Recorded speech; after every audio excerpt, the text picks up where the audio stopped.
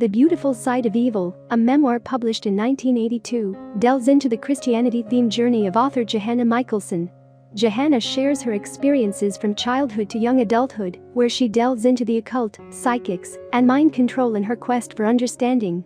However, she eventually renounces these practices, recognizing them as the works of Satan, and rededicates her life to Jesus Christ. In the final section of the book, Johanna endeavors to persuade readers about the perceived dangers of various elements, ranging from Ouija boards to yoga, as she believes them to be tools of the devil. The narrative begins with Johanna in her 20s, eagerly anticipating a meeting with the renowned psychic Pachita. During this encounter, Pachita reveals to Johanna that she possesses the potential to become an equally powerful psychic. The story then takes a step back, spending 3/4 of the book to explain how a Christian woman like Johanna became deeply involved with a self-proclaimed psychic healer like Pachita. The narrative commences even before Johanna's birth, as she delves into the life of her great-great-aunt Dixie, a renowned psychic from the early 20th century. Prior to her passing, Dixie predicted that a descendant born around Johanna's time would inherit her extensive spiritual abilities. This revelation sparks Johanna's curiosity and leads her to consider if she is the one referenced in Dixie's prophecy. As Johanna grows up, she encounters a chilling incident while awaiting her parents' return at their family home in Mexico. She hears malevolent laughter inside her mind, causing her to ponder whether she is the family member mentioned in Dixie's premonition. During her undergraduate years at Wesleyan College in Georgia, Johanna's interest in the occult intensifies. This aligns with her aspirations of becoming an actress, leading her to pursue a theater major. In The Beautiful Side of Evil, Johanna Michaelsen recounts her experiences and beliefs regarding the supernatural realm. She claims that her university theater is haunted by the malevolent spirit of a deceased woman. Johanna becomes increasingly involved with the occult, regularly using a Ouija board to communicate with the dead. Convinced of her success in these endeavors, she transfers to the University of North Carolina in Chapel Hill, where she continues to explore her perceived connection with unseen spirits.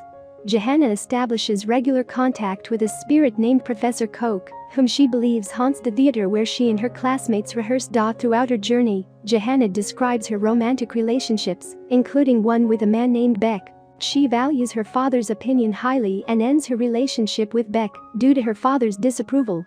In an attempt to enhance her psychic bond with the spirit world, Johanna also experiments with drugs, such as mescaline. After graduating, she realizes that pursuing a career in theater was a mistake and falls into a deep depression, seeking solace from her mental anguish. During this tumultuous period, Johanna becomes involved in a program called the Mind Control Method, which aims to harness alpha waves neural oscillations in the brain. While there is scientific evidence supporting the existence of alpha waves, there is no substantiated proof of their ability to enhance psychic abilities. Nevertheless, Johanna persists in this program. By Chapter 10, titled The Beautiful Side of Evil, the narrative catches up to the book's opening scene, as Johanna arrives late for a meeting with the psychic Pachita. In the subsequent weeks of her interactions with Pachita and witnessing her healing procedures, Johanna begins to perceive a unique metaphysical connection with the spirit world, surpassing any previous experiences she had. She increasingly recognizes the involvement of her Christian God in these events.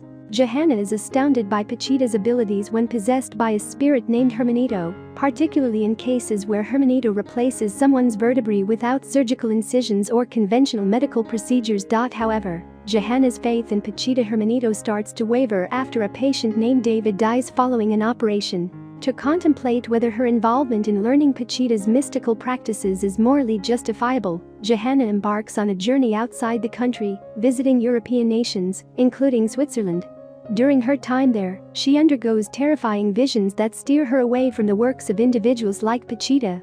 Johanna now perceives these practices as part of the occult and associated with Satan. At this point, the book undergoes a significant shift in tone, transitioning into a cautionary narrative about Satanism and the occult. This shift aligns with the historical context of the book's release, which coincided with the height of the satanic panic movement in the United States during the early 1980s. Johanna, like many Americans at the time, believes that the rising global interest in the occult signifies an impending apocalypse. She also adopts a broad perspective of what she considers the occult, encompassing yoga, Eastern spirituality, astrology, numerous classic books, films, and music albums, all of which she attributes to the work of the devil, paving the way for the coming of the Antichrist. Ultimately, Johanna presents a framework for readers to discern whether extraordinary occurrences, perceived as defying scientific laws and categorized as miracles by the religious, are manifestations of God or Satan. The publication of The Beautiful Side of Evil propelled it to international bestseller status. However, its impact on contemporary thinking contributed to the escalation of the satanic panic during the 1980s. Regrettably, this cultural phenomenon led to grave injustices, including the wrongful conviction and imprisonment of the West Memphis Three. Thus, the book carries a mixed legacy, both in terms of its success and the unintended consequences it helped foster.